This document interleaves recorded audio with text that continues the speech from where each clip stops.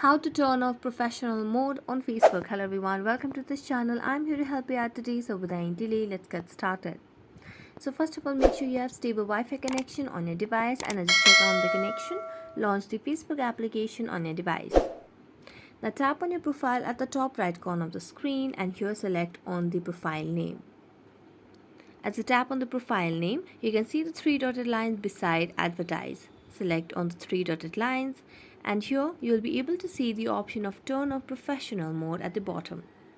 So just select on that and tap on continue.